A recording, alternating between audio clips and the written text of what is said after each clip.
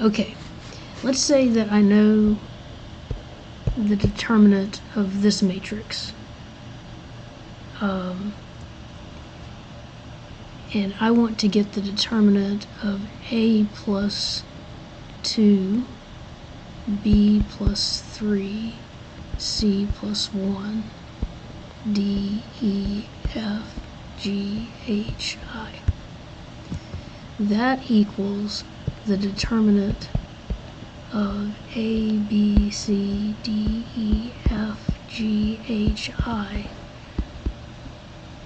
plus the determinant of 2, 3, 1, D, E, F, G, H, I.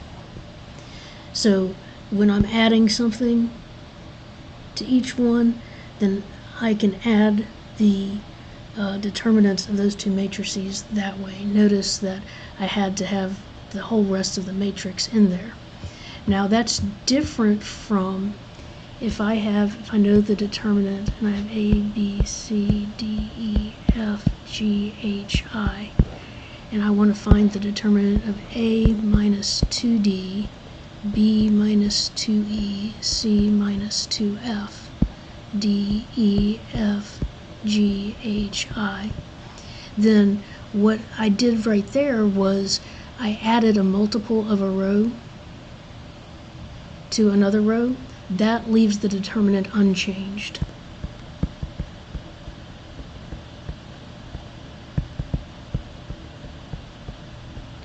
The reason for that is anytime you have a matrix, I have ABC, ABC, D, E, F, the determinant of this matrix is 0.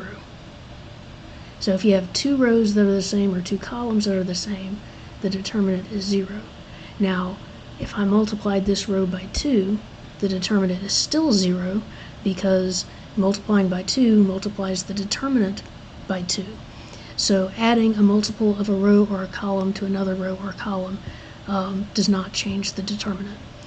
Switching two rows or two columns changes the sign of the determinant. So switching two rows makes it the opposite of what it was. Switching two rows and then switching two more rows then leaves it the same, because that would be a negative and a negative makes a positive. Okay, so for this problem, let's see what we got. We know the determinant of that matrix is 4. All right, so let's see how we can break this up. I see that I've got A,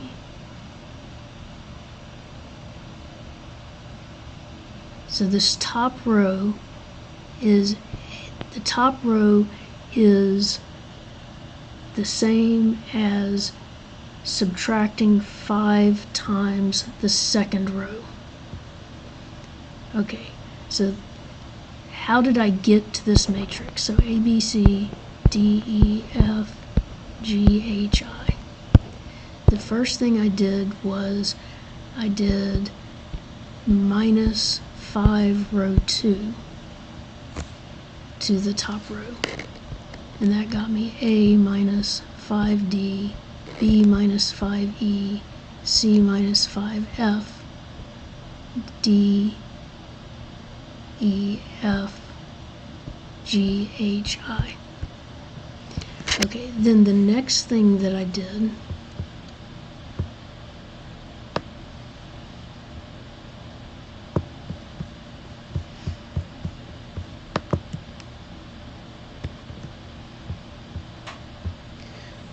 So the first thing was to add a multiple of the second row. The next thing that I did is, and that doesn't change anything. So when I get to this,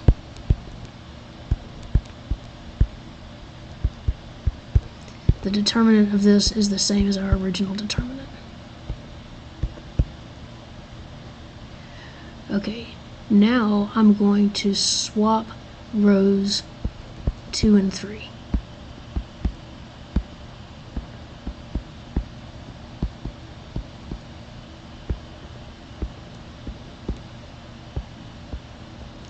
Now at this point, my determinant is now negative what it was before. It was originally 4, so now my determinant is negative 4. Anytime you swap two rows or columns, that changes the sign. Now I'm going to multiply just the middle row by 3.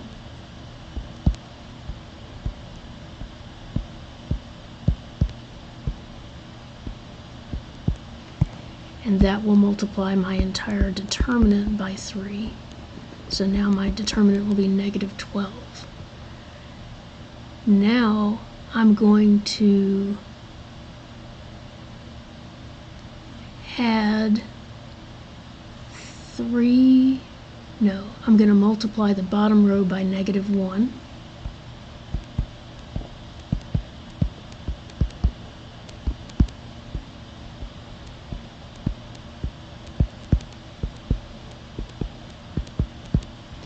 So I multiplied one row by negative 1, so I'll multiply my determinant by negative 1, and I get the determinant is 12.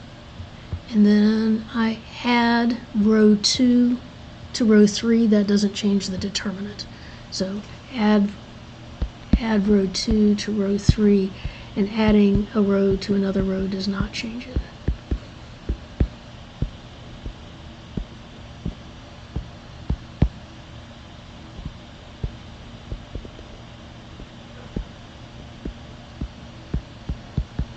So our determinant should be 12.